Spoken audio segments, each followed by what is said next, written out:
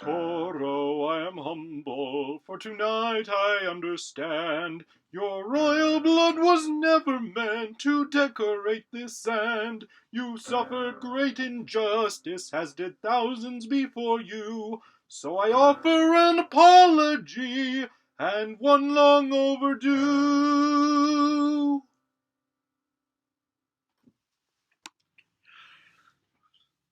I hope you enjoyed that cover.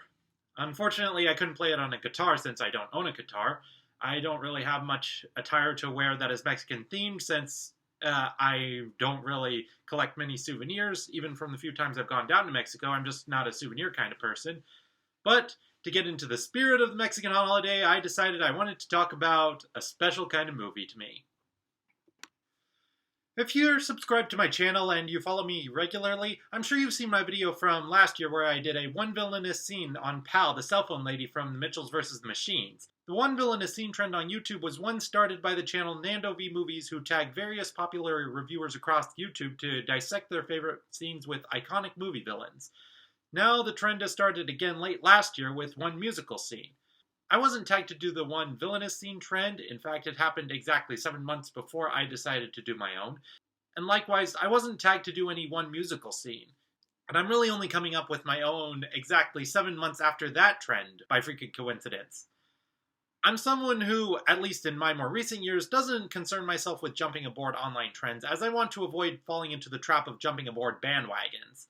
If I do get involved with any kind of trend, it's only if I have something that I genuinely feel passionate about and feel inclined to discuss, and if I feel I can bring something new to the table that hasn't otherwise been said before, at least not from what I've seen. That having been said, the concept of One Musical Scene did intrigue me when it was trending across YouTube, and got me to ponder what my decision to do a One Musical Scene would be if I were to do it. I knew I would want to try something fairly obscure, or at least not an obvious choice like one would others usually go with, like something from Disney. Believe it or not, the apology song from The Book of Life was one that popped into my head early on. I just wasn't sure if I could come up with enough material for discussion about it to sustain an entire video essay. But then, just recently, as if by miracle, the scene just randomly replayed in my head one day, and I suddenly found myself peeling back more and more layers to talk about. Of course, Dia de los Muertos would have been the most ideal time for this video, but since Cinco de Mayo is next best, I decided to go with that one. Now, I really admire Jorge Gutierrez, even following him on Instagram. I talked about him and his work before on my channel here. I strongly admire his work and philosophies, and I marvel at how much the Mexican artist has accomplished in his career already. Under his belt, he's already got a TV show with Nickelodeon's El Tigre. There's also the Cartoon Network show Mucha Lucha, which I more recently learned that he merely had a hand in bringing it to life rather than being the creator of it, but still. He's got a movie with The Book of Life, easily the best real effects animation movie to date, though it's not like the competition for that is very strong. He's got a miniseries with Netflix's Maya and the Three, which I've praised as his magnum opus thus far, and he's got future projects planned. I think his biggest one being I, Chihuahua, which I do hope we get to see coming to fruition sometime. I've praised The Book of Life as an underrated animated gem before, and I still feel that way about it now even as it's nearly a decade old. While it wasn't the biggest box office hit, it did seem to do well enough that we were teased with the idea of a sequel, which Jorge's original plans were to make it a trilogy, giving each film a story centered around the main trio, Manolo, Maria, and Joaquin. I certainly would have faith in Jorge to be able to make a series work, being the visionary that he is, but I'm not too bothered by the fact that that no longer seems to be happening, as Book of Life works perfectly well as a self-contained story.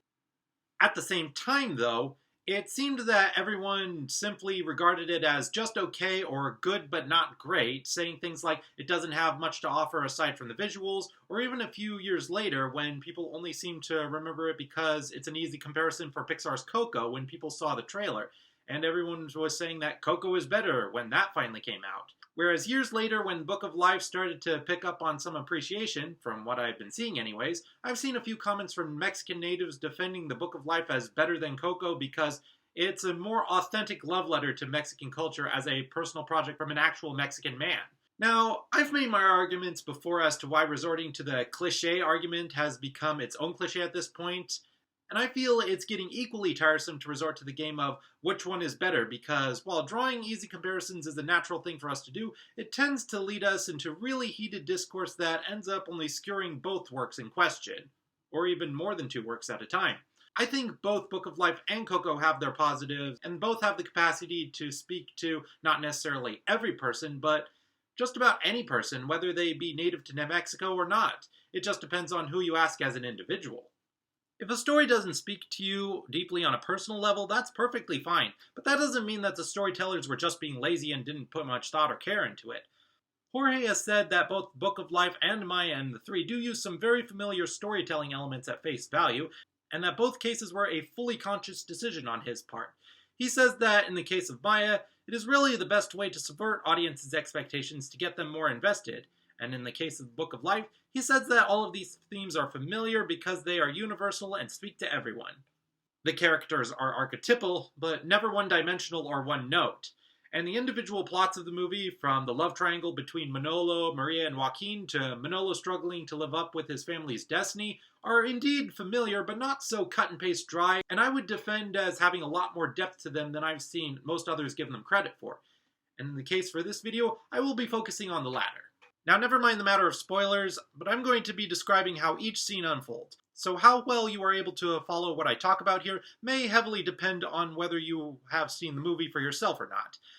If you haven't seen the movie yet, I strongly urge you to go and watch it first, otherwise you might be lost in trying to follow me here. Actually, just go watch The Book of Life anyways, because it's a spectacular movie, and I don't mean that it's just a spectacle to look at. I mean it's got a lot to offer, including its characters and story. But I've been stalling for long enough, so on to the subject for my one musical scene, the Apology Song, one of two original songs written for the movie next to I Love You Too Much. The scene takes place right before the final battle of the movie that brings all the cast together. I personally like to think of it as the bridge between the second and third act.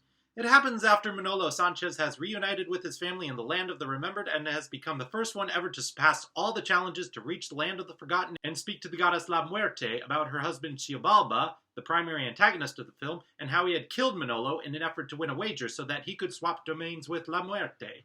After Xibalba is chewed out for his cheating, Manolo challenges him to another wager in an attempt to get his life back, at a time when it is crucial for him to do so, as the secondary antagonist of the film, Chikal, is on a rampage headed for the town of Sanandil, where he will wipe out all of the citizens and they will all waste away to dust and ash in the Land of the Forgotten, as they'll have no one left to remember them. Xibalba accepts Manolo's challenge, with a little persuasion from La Muerte, and he gives him a literal stare of death, with the sockets of two red skulls that represent his pupils facing right at Manolo, this being one of several phenomenal aesthetic touches in the movie. Xibalba asks Manolo what his worst fear is, what it is that keeps him up at night, and Manolo just gives him one look without saying a word, and Xibalba reads it instantly.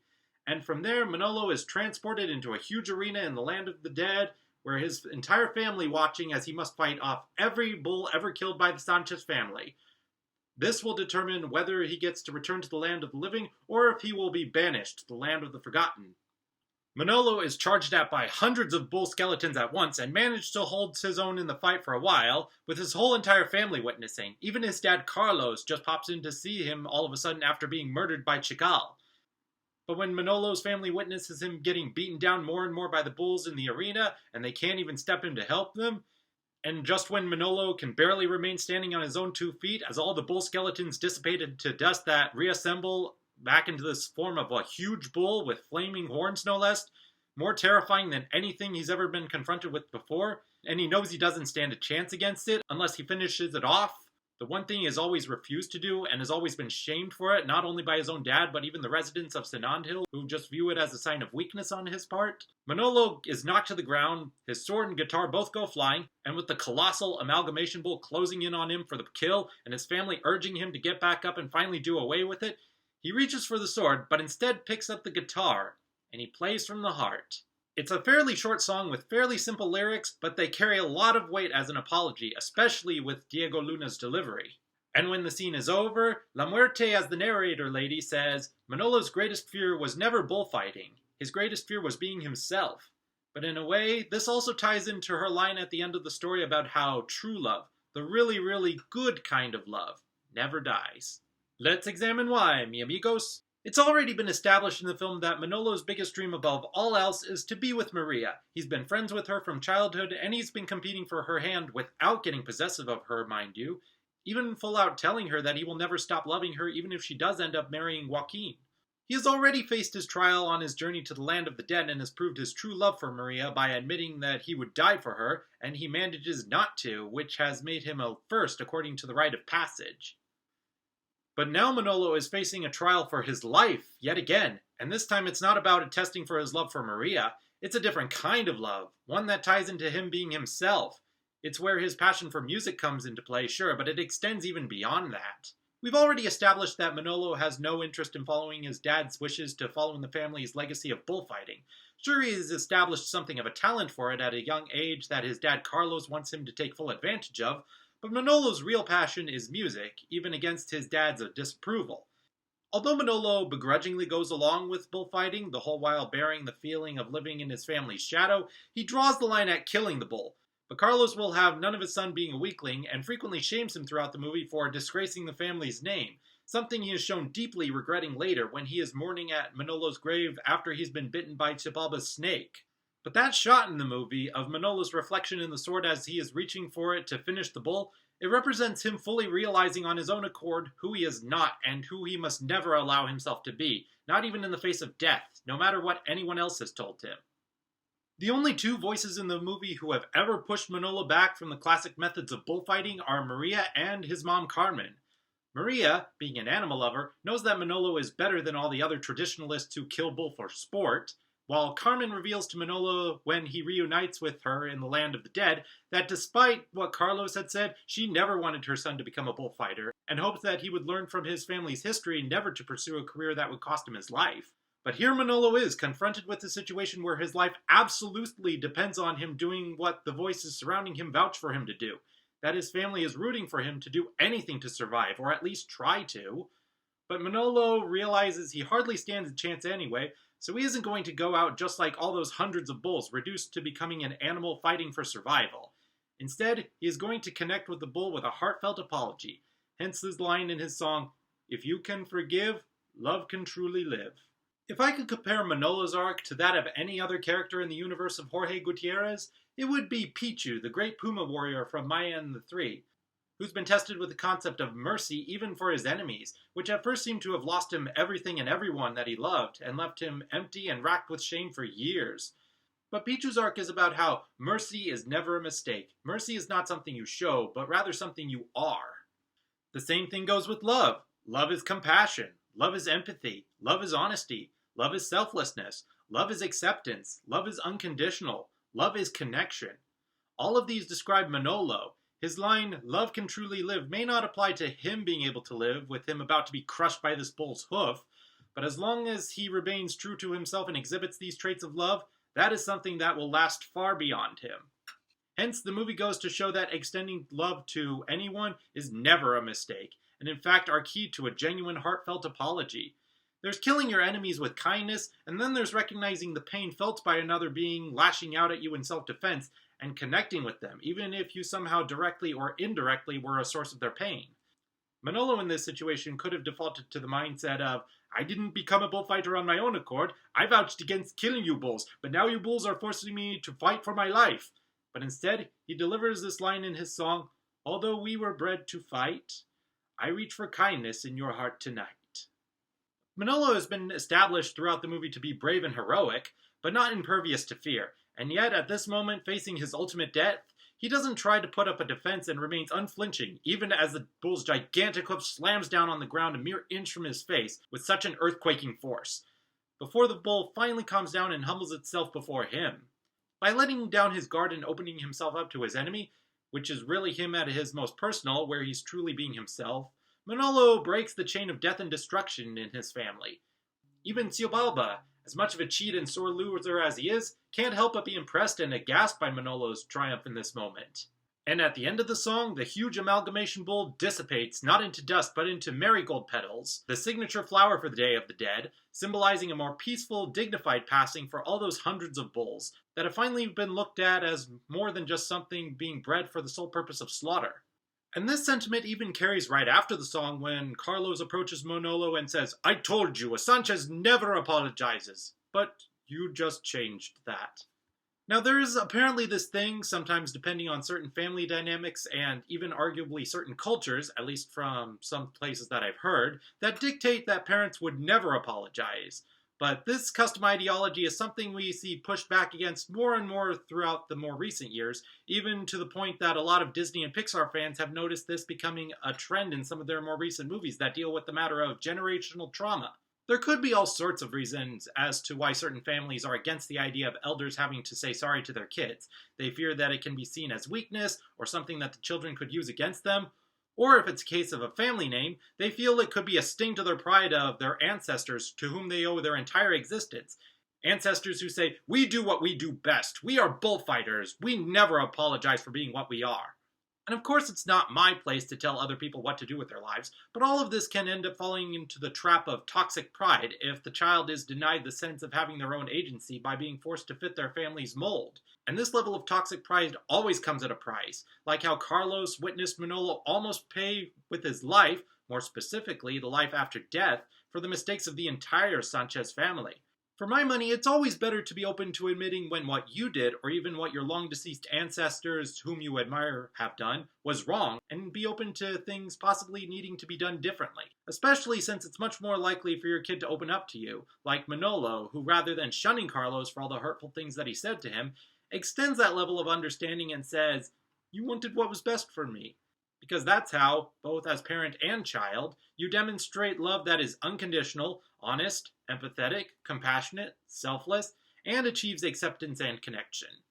Now, as a general rule of thumb when it comes to apologies, at least depending on your relationship with whomever you're apologizing to, it's best to offer the person an apology without expecting them to simply accept it and forgive you.